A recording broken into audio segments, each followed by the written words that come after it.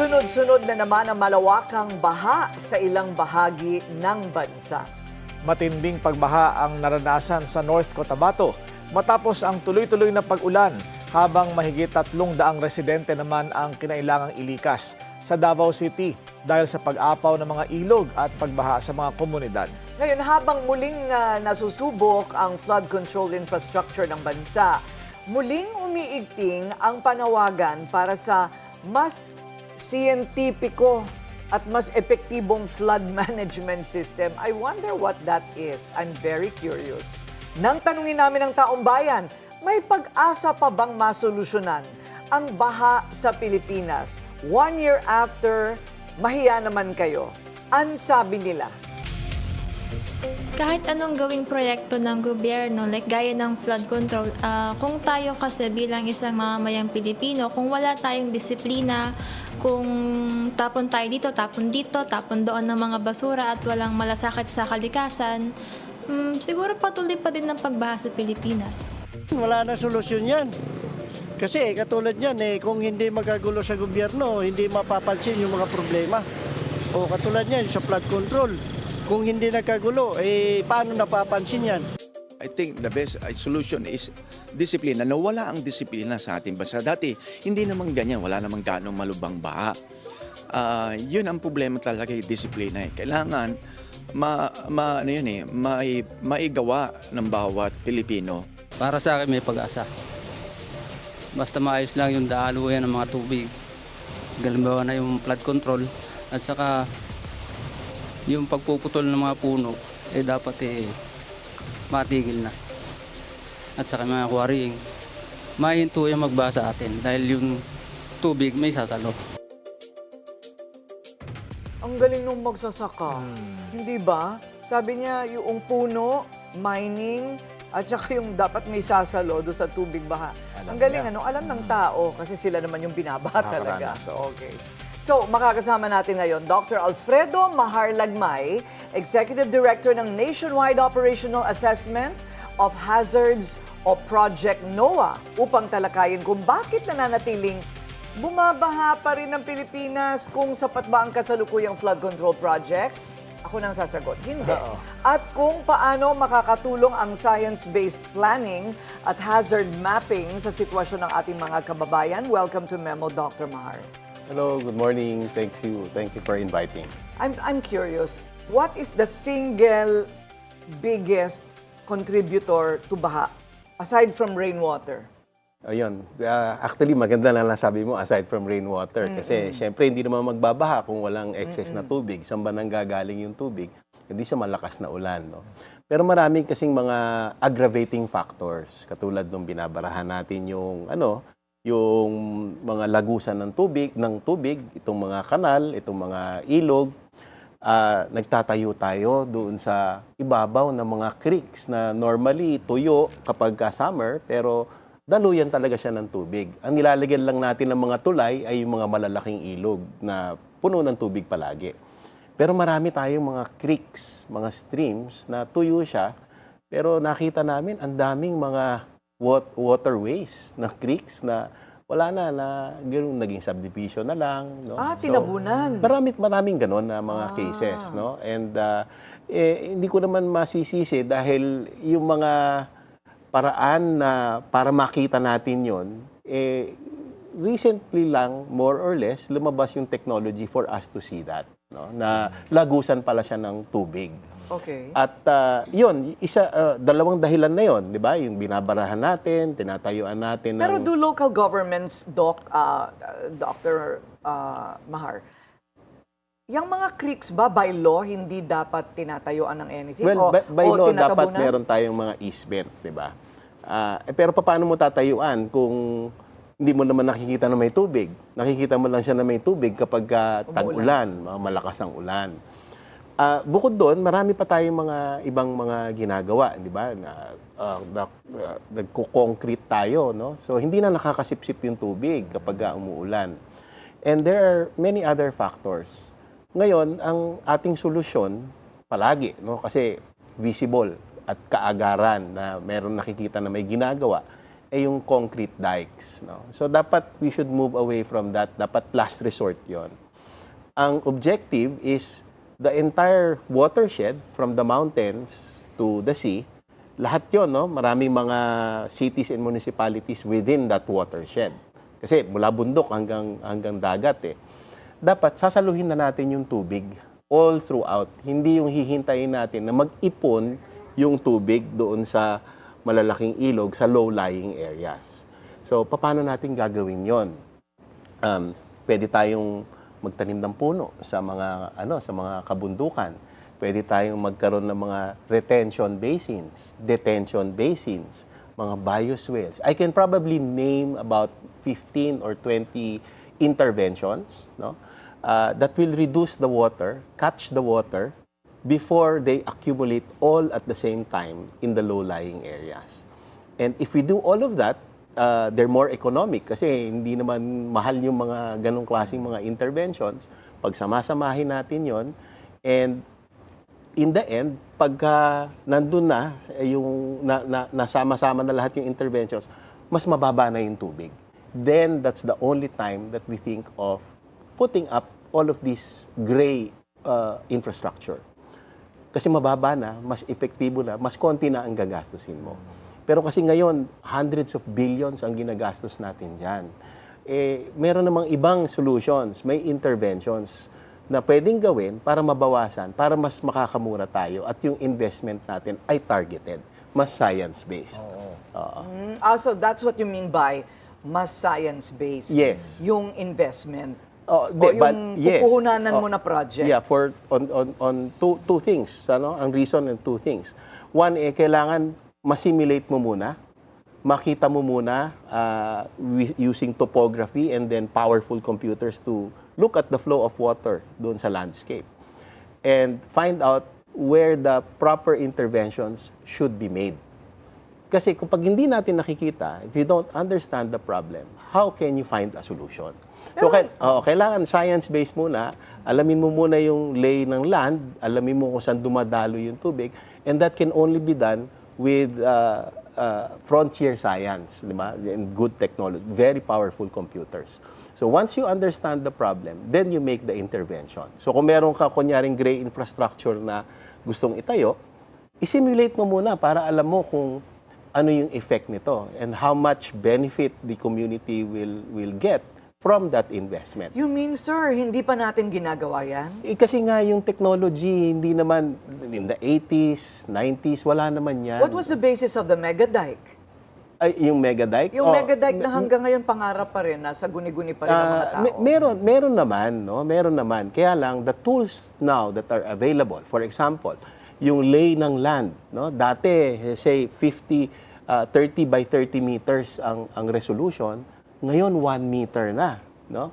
And dati ang computer natin ano ba yung computer natin? Yung 386.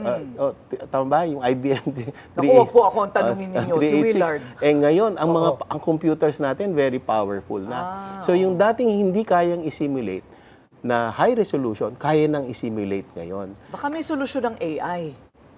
Pwede rin, no? Pwede rin. Ayan na, may AI pa, di ba? So, magagamit natin yung AI para makita yung mga patterns, yung saan ba tumatakbo yung mga tracks ng ulan, yung bagyo, saan ba malakas ang ulan, gano'ng karami ba yung ulan, para meron mga patterns tayong pwedeng makita na magagamit natin dun sa simulation and scientific understanding of the problem. Kasi sabi nga nila, Willard, di ba, with the proper input of all the information in AI, it can give you the solution right then and there. Itong Project NOAA, Corina, very useful to kasi nung nilaunch ito, talagang sinearch ko agad yung address namin sa bahay kung ano yung mga hazard at yung mga risks na, kumbaga, kinakaharap ng lugar na yon. Ang mga flood control projects ho ba, Dr. Mahar, kinukonsulta ho ng ahensyang Project NOAA at yung inyong ahensya bago magplano, bago pa man sila gumawa ng mga master plan or pumunta sa drawing board para mag-come up ng mga That's projects. right. Yeah. We are working closely with DPWH, no? So they are consulting us, pati DNR, no, yung NWRB, yung water management bureau. Magbibigay ako ng examples. Yung halimbawa, yung Parañaque Spillway, pinapacheck sa amin kung ito bang design na ito will work. So that before we invest, before we construct, we can see already how much discharge will happen, how much lowering of the water level will happen, magkakabaha pa ba dito, hindi na ba magkakabaha dyan. Marami silang pinapatignan, no? Like for example, yung mga retention basins na gusto nilang itayo. Ano ba ang mangyayari kapag tinayo nitong retention basin na to? Magbabaha pa ba sa Taft o hindi? So bago ka nag-invest ng bilyon-bilyon, nakita mo na kung ano yung resulta. So meron pa tayong mga ibang examples, no? Like for example, yung dito sa Quezon City. We also work with local government units. Kapag nagtayo ka ba ng mas malaking drainage pipe sa ilalim, magbabaha pa ba doon sa Araneta Avenue? Bago ka mag-invest, nakikita mo na kung ano ang benefit against the cost noong inyong investment. Ayun, sa Araneta Avenue, sir, na-consult kayo. Oo. In fact, we did the drainage master plan of Quezon City. And we also suggested all of these detention basins sa ilalim ng basketball court. Nakikita nyo sa news, di ba? Yung mga basketball courts, tinatayuan ng mga detention basins. Pansamantalang iimbak doon yung tubig, tapos i-release siya pagkatapos ng ulan.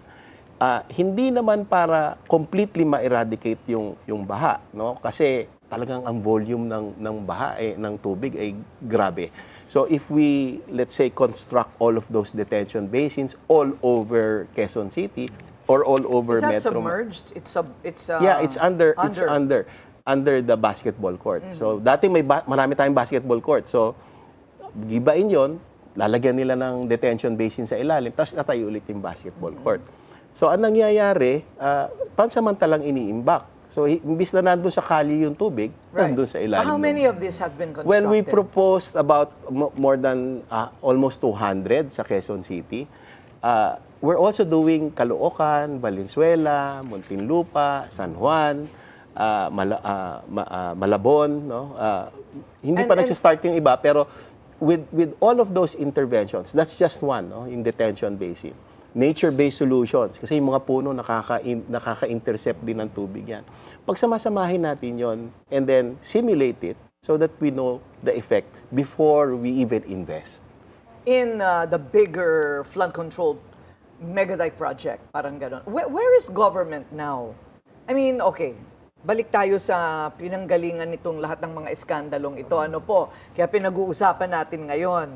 Itong mga flood control project na hanggang ngayon, I don't know what government is thinking. Maybe they have a plan, but babahain pa rin tayo ngayong rainy season na ito because nakatenga pa rin po lahat ng mga hindi tinapos, but fully paid. Fully paid yan sa mga contractor, mga ghost projects, etc. So, may alam po ba kayo kung ano ang balak nilang gawin? Doon sa mga yung dati, mga nakatenga po, yung na-discover nila. Ayan, yung mga ganyan, no?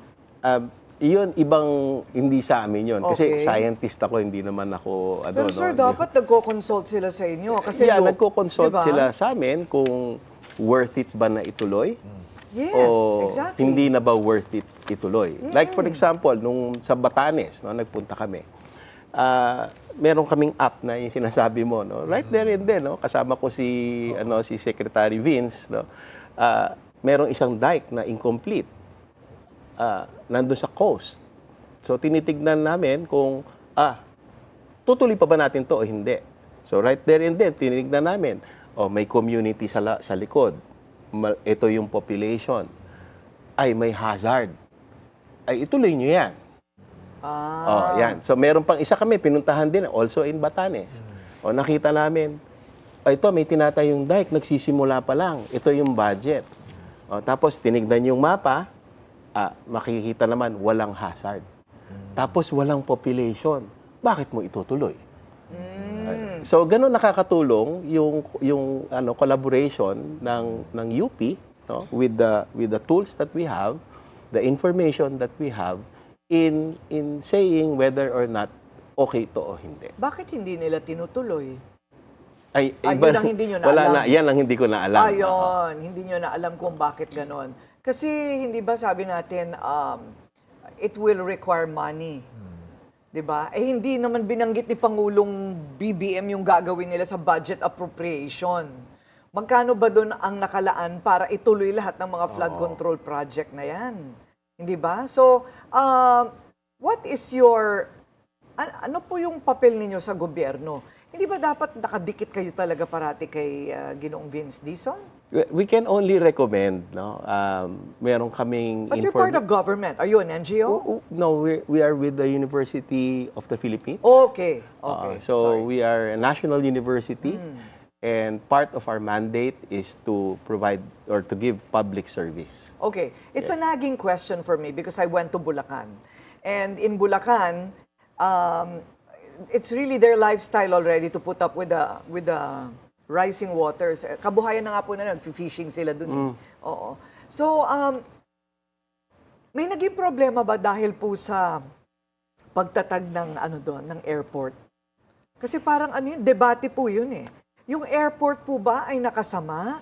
Or ang sabi naman po syempre ng mga gumagawa ng airport, hindi.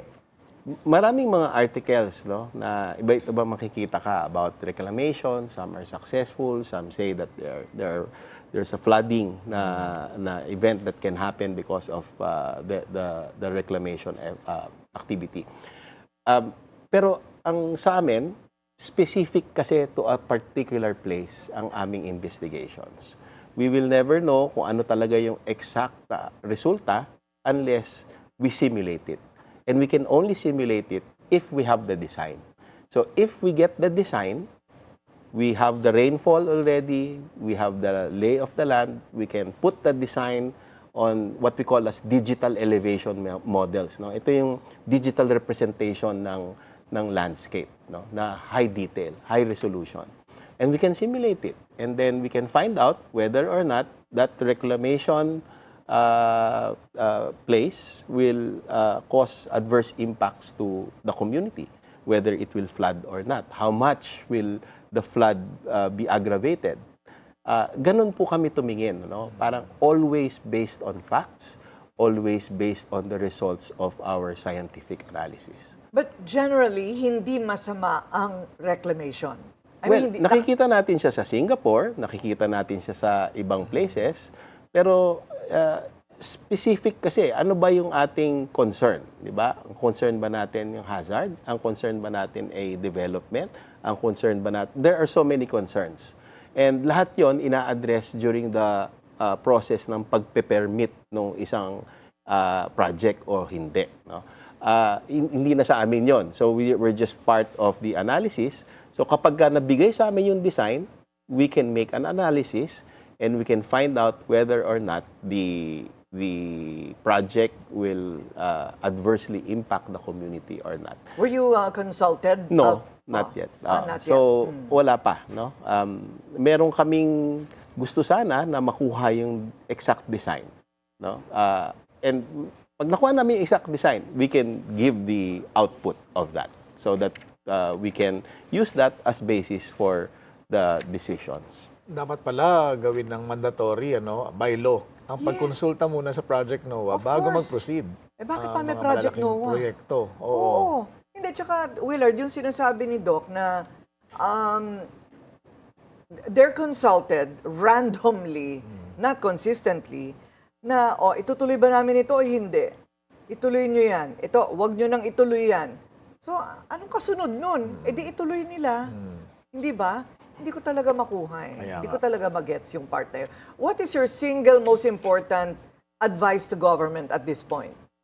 Well, ang una, merong 7 bills ngayon in Congress making the UP Resilience Institute and NOAA Center into a national institute. And there are 2 bills also filed in the Senate making the UPRI NOAA Center into a national institute. So siguro yun muna kasi from there we can do a lot, no? Kasi one, we can do what we're doing. Tuloy-tuloy ang budget. Magagawa namin lahat ng sinasabi nito, no? Na palagi kaming nako-consult. Para systematic, hindi yung consulted on a case-to-case basis kung kailan na huli. 'Di ba? Dapat from SOP. Yes, from the start, di ba? Ano ba yung problema dito? Ano ba yung investment na ilalagay? Ano ba yung consequences na mangyayari doon sa community? Babahain ba ng grabe o wala naman bang epekto? Worth it ba yung investment ng control, ng flood control na gray infrastructure, na dike? Ang dami, no? If we are able to do that before we even make the investment, ang laki ng matitipid natin dito sa Pilipinas. Yan ang dapat i-certify sa urgent. Yung Yan mga ang batas dapat na yan. i-certify as Oo. urgent talaga. Siyensya eh. Oo, Mahalaga. siyensya. Tsaka, yung pinanggalingan ng lahat ng gulong ito, yung baha, di dapat dun sila nakatingin. Oo. Nakatingin sila sa Pitaka. panghuhuli sa mga taong nakakawala naman. Alam mo yung ganon. I mean, ngayong nalinawan na po tayo sa isyong ito. Yes, Doc. Yes, sir. Dagdag Go ko ahead. lang, no? Ang maganda naman sa Congress for 2026, ang maganda naman sa government natin, binigyan kami ng budget for 2026. And kanina may mga binigay akong mga flood hazard maps, no? Na siguro baka maganda na mapakita natin na kaya na namin 1 meter resolution, street level. Pakita nga ng Oo, ayan. yan. Ay, hindi yan. Yung kaninang binigay ko kay ano kong... Ayan, okay. But anyway, so street level na, 1 meter resolution. Tapos namomodel pa namin yung daloy ng tubig sa ilalim, sa mga kanal, and integrated with the surface runoff. No? So kung yung baha talaga nakikita natin yung problema, para malaman natin ano yung tamang solution. Ayun nga, so nabigyan kami ng budget and we're doing the entire Philippines. Ang unang-unang gagawin is to use that money to buy certain technology, yung mga LiDAR drones, working with the state universities and colleges para ma-update natin yung maps. Kasi pag hindi natin ma-update, paano na, di ba? So ito pa lang, just the 1 billion that was given by Congress, no? Congress and the House and the Senate, ang laki na magagawa. So meron tayong pwedeng gawin dito sa problema natin. Medyo long-term solution, no? Pero we need to start it now. Kasi kung hindi, pagrabi yung problema natin, may climate change, dadami ang tubig ulan, lalaki ang mga baha, mas mapeperwisyo ang mga tao, mas mamumroblema ang komunidad. Now is the time to do it. No? So, ang first step, kasi tinanong niyo na rin ako kung ano yung pwedeng sanang mangyari, ma-institutionalize to para maging systematic ang paggawa natin ng mga mapa, systematic ang pag-address natin sa problema ng climate change in a scientific way. After all, yun naman ang science, di ba? It's a systematic methodology so that we can test hypotheses, we can test problems, no? So that we arrive at good solutions. It's exact. Biro mo pati yung mga location, kakamali pa sila. Oo. Hindi ba? Yung mga Yung GPS na mga... Oo, di ba? Oo. Dinadaya pa nga di ba? Correct. Naku, oo nga. Nalinawan na po tayo sa isyong ito kahit paano. Flood Control 101. Alamin naman natin ang komento ng ating mga manonood online para malaman may pag-asa pa ba talaga masolusyonan ang baha sa Pilipinas? Ang sabi nila, Sammy Sandoval, if our government is not corrupt, we can get rid of floods in the Philippines. Sabi naman ni Elvis Akad, wala na. Bigyan na lang ng salbabida ang mamamayan. Ba yan? Pahingi naman ng bangka. Huwag naman salbabida lang. Koy Beat o Biyat, ipunin daw yung baha para may magamit sa Pac Silica. Sa Pac Silica. Do you have a comment on Pac Silica? Have they consulted you yet? I have a comment on flood control. Imbis na flood control ang tawag natin, dapat flood management. Kasi ang tubig, dapat kakampi natin, hindi naman natin kalaban yan. If we manage our water resource very well, ma-prevent natin mababawasan pala natin yung paghihirap ng taong bayan sa baha. And at the same time, pag tagtuyot naman, pagka summer, meron tayong nakaimbak na tubig that we can use. That we can give to Pac Silica. Oo. Yun na lang, Okay. i-recycle ang tubig. Sa amin naman ni Sam Orozco, meron iban ang mining sa bansa, magtanim ng puno, after 10 years, less ng baha. Pips Terobias, none. Infra was already built and established. Spending billions to fight climate change is a waste of money. Ilaan na lang sana after sa mga affected.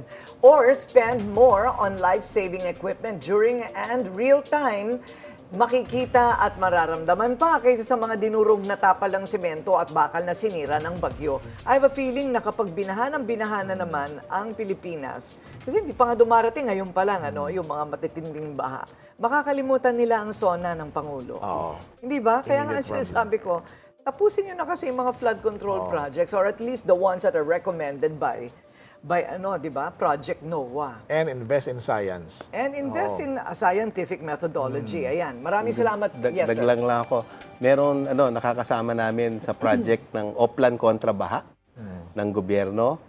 Umiikot kami para matulungan din namin yung NOAA at saka ng UP Resilience Institute at saka University of the Philippines kasi hindi lang naman kami to. Buong UP system ang tumutulong para masolusyonan natin itong malaking problema natin, kasama ang gobyerno at kasama lahat ng taong bayan. Binabahan na rin yata ang UP eh. Meron din. Meron din. Nagbabaha Sabi ko talaga. na nga ba eh. Pati Baguio binabaha. Baguio. Pati Ang mga taas-taas kabundukan. doon. Maraming salamat po sa inyong oras, Project NOAA Executive Director, Dr. Mahar Lagmay. Thank you, sir. Maraming salamat. Thank you, sir. Siya, William.